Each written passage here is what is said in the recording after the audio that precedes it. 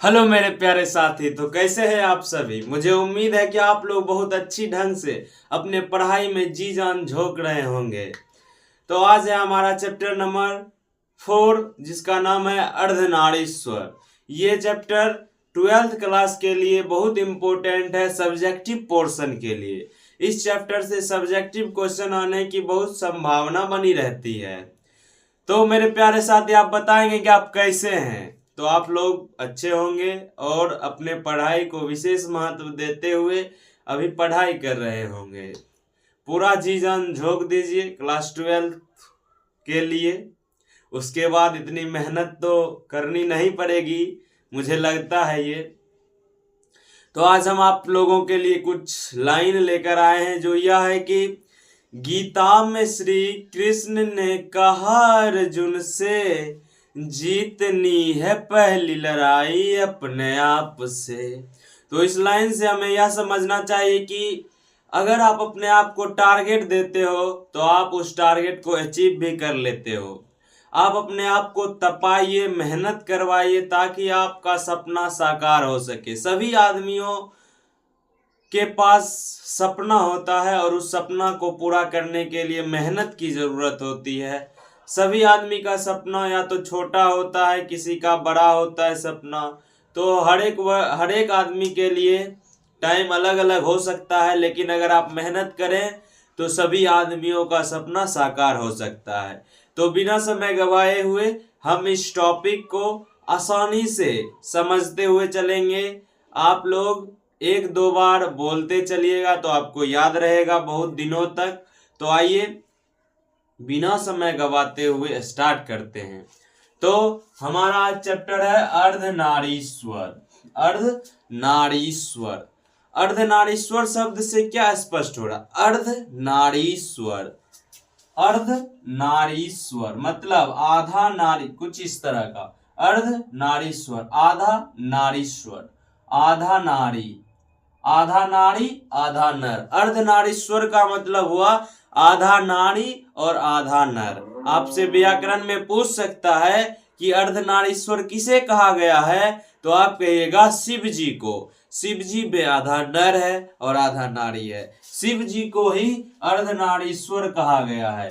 ये साथियों, ये जो अर्धनारीश्वर चैप्टर है ये निबंध है। निबंध मतलब छोटा सा रूप है, थोड़े पेज में ही यह चैप्टर खत्म हो रहा है, इसलिए हम निबंध कहते हैं। निबंध कहानी का छोटा सा रूप होता है निबंध। तो अर्धनारीश्वर हमारा निबंध है। तो इसके लेखक की बात कहते हैं। भैया इसके लेखक कौन है, तो आप लोग इनको पहले से ही जानते होंगे। 10th में भी इनका बहुत प्रचलन था और 12th में भी इनकी प्रचलन बनी रही। तो ये है हमारे बिहार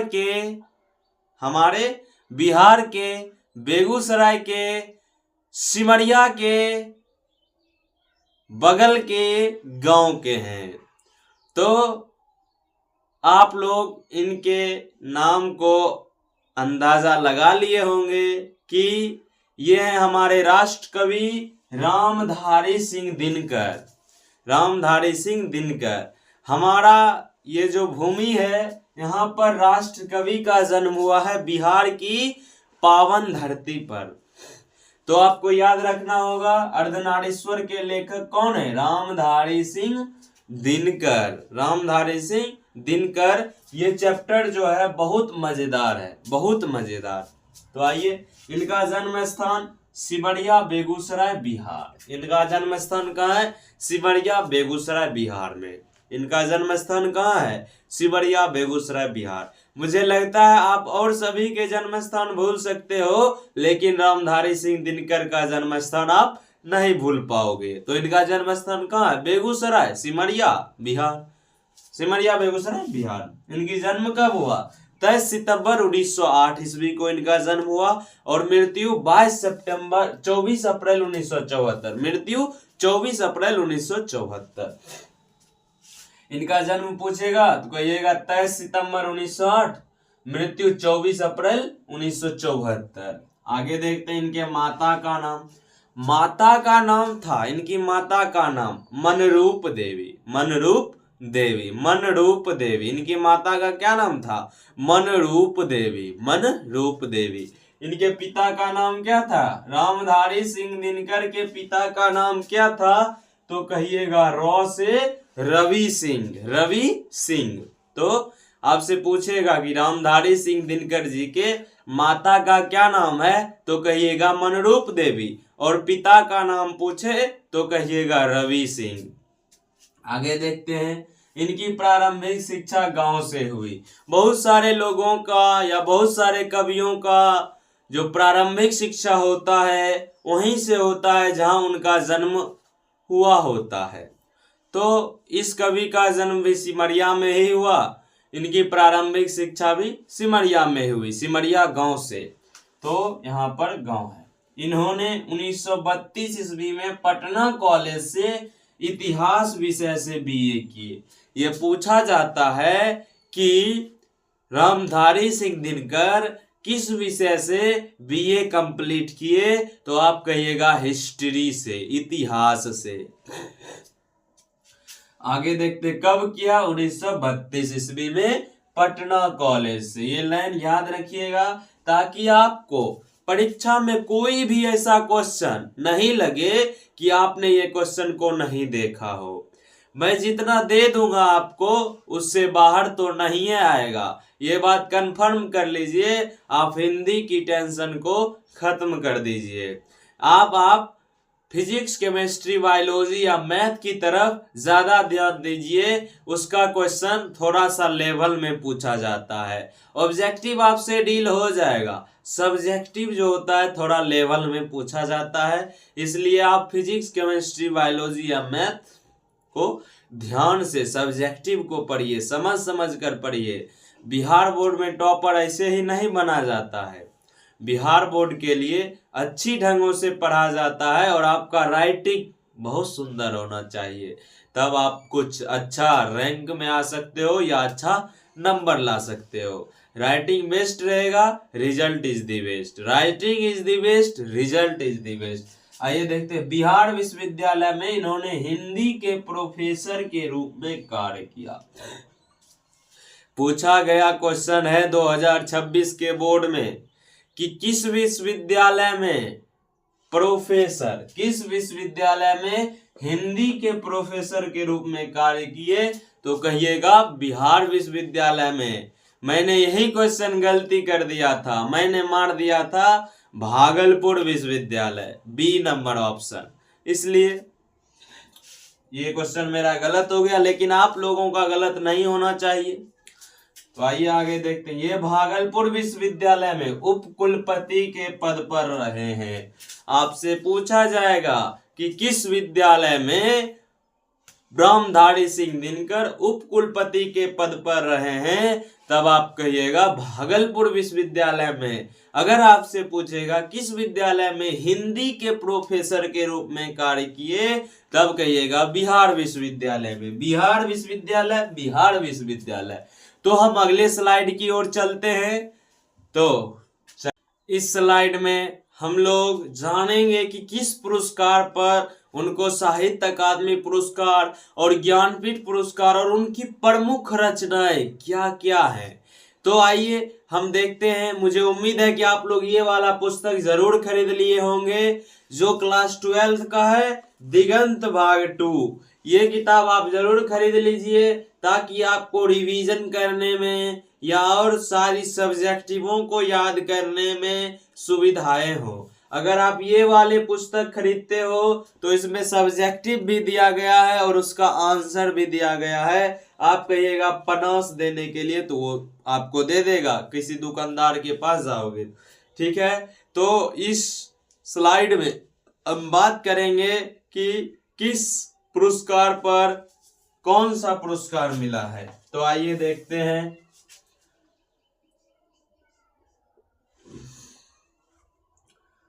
तो संस्कृति के 4 अध्याय,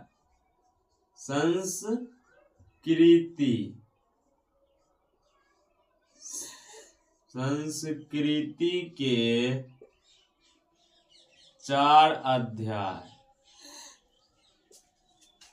4 अध्याय, ये क्वेश्चन बहुत इंपॉर्टेंट है। 10th में भी ये क्वेश्चन पूछा जाता था और 12th में भी। संस्कृति के 4 अध्याय पर, संस्कृति के 4 अध्याय, संस्कृति के 4 अध्याय के लिए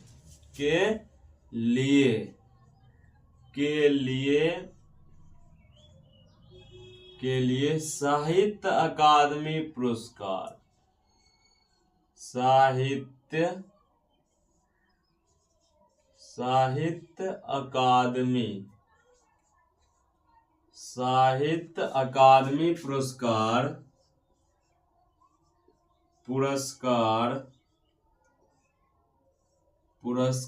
तथा उर्वशी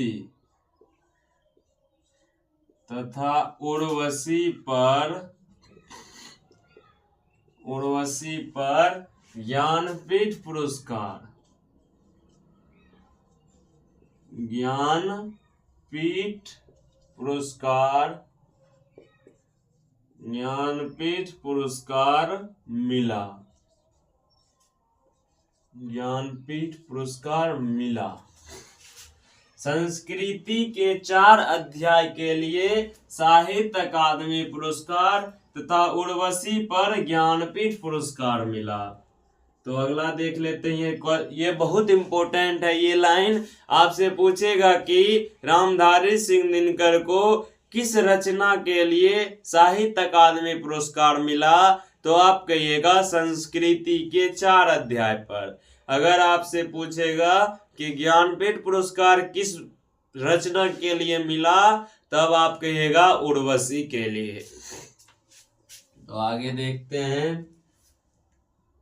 हाँ, इनकी रचनाओं को देख लेते हैं। बहुत इंपॉर्टेंट रचनाएं को देखने वाले हैं, जो बिहार बोर्ड की दृष्टिकोण से इम्पोर्टेंट है। तो आप लोग जानते ही होंगे दिनकर जी की पहली कविता। रचनाएं दिनकर जी की पहली कविताएं। दिनकर जी की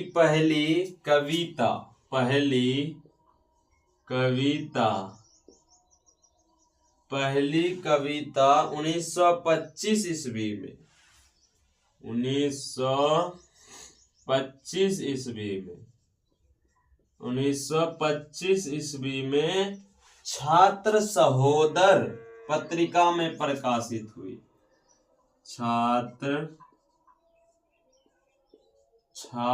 सहोदर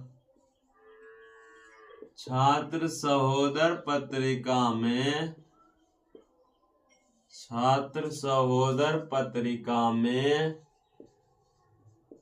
प्रकाशित हुई। छात्र सहोदर पुस्तिका में प्रकाशित हुई।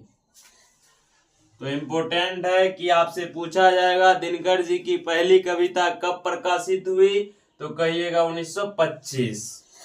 आगे देख लेते हैं। उनकी पहली कविता पुस्तक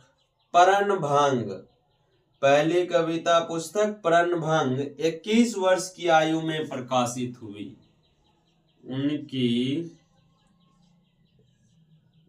पहली कविता पुस्तक उनकी पहली कविता पुस्तक 21 वर्ष की आयु में प्रकाशित हुई। 21 वर्ष की आयु 21 वर्ष की आयु में प्रकाशित हुई। 21 वर्ष की आयु में प्रकाशित हुई। उनकी पहली कविता पुस्तक 21 वर्ष की आयु में प्रकाशित हुई, जिसका नाम था परनभंग। यहाँ पर लिख लीजिए परनभंग। इनकी पहली कविता पुस्तक का नाम है परनभंग। परनभंग। आगे देखते हैं, आगे देख लेते हैं इनकी प्रमुख रचनाएं। रेणुका, रेणुका कोमा देकर यहीं पर लिखते हैं। रेणुका, हुंकार, हुंकार इंपोर्टेंट है, रेणुका भी। हुंकार कब प्रकाशित हुआ? तो 1938 ईस्वी में, 1938 ईस्वी में लिखा गया है। तो आगे देखते हैं रसवंत। कुरुक्षेत्र, कुरुक्षेत्र इंपोर्टेंट है, कुरुक्षेत्र, कुरुक्षेत्र, कुरुक्षेत्र ये 1946 होगा, 1946 में लिखा गया है। कॉमा देकर आगे देखते हैं। उर्वशी, उर्वशी 1961, जैसा कि मैंने ऊपर में ही लिख दिया है, लेकिन कोई बात नहीं, फिर से 1961, 1961 में। परशुराम की इंपोर्टेंट। हारे को हरिनाम 1970, हारे को हरिनाम, हारे, हारे को हरिनाम, हारे को हरिनाम, हारे को हरिनाम इंपोर्टेंट है, ये 1970 में, 1970, ठीक है। उसके बाद है अर्धनारीश्वर, अर्धनारीश्वर, अर्धनारीश्वर, अर्धनारीश्वर, अर्धनारीश्वर कब हुआ? इसकी 1952 ईस्वी में। अर्धनारीश्वर 1952 ईस्वी, 1952 कोमा। उसके बाद एक और लिख लीजिए, दिनकर की डायरी 1973, दिनकर, दिनकर की डायरी, दिनकर की डायरी 1973, दिनकर की डायरी 1973। तो आगे इनकी ऑब्जेक्टिव देख लेते हैं, इंपोर्टेंट। हाँ, दिनकर जी गद्यकार भी थे, ये भी लिख लीजिए। दिनकर, दिनकर जी गद्यकार भी थे, गद्यकार, गद्यकार भी थे। आगे देख लेते हैं, आगे देखते हैं।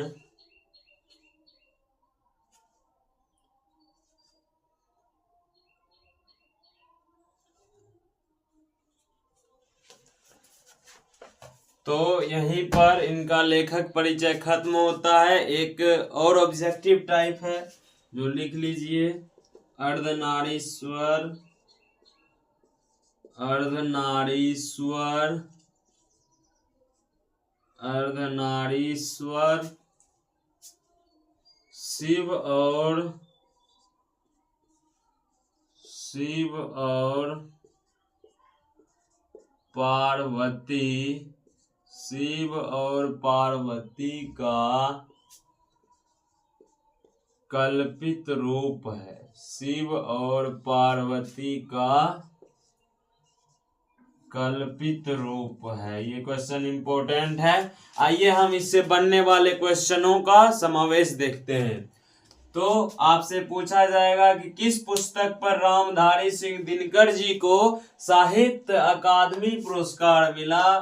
तो कहिएगा संस्कृति के 4 अध्याय पर, संस्कृति के 4 अध्याय पर। आपसे पूछा जाएगा ज्ञानपीठ पुरस्कार किस रचना पर मिला? तब कहिएगा उर्वशी पर, उर्वशी पर, जो 1961 ईस्वी में प्रकाशित हुआ है।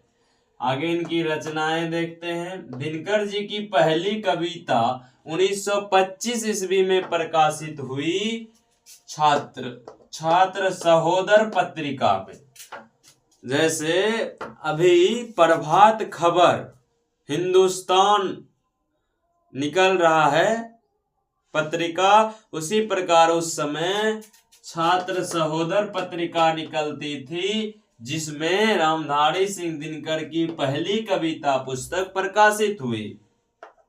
उनकी पहली कविता पुस्तक 21 वर्ष की आयु में प्रकाशित हुई, जिसका नाम परनभंग है।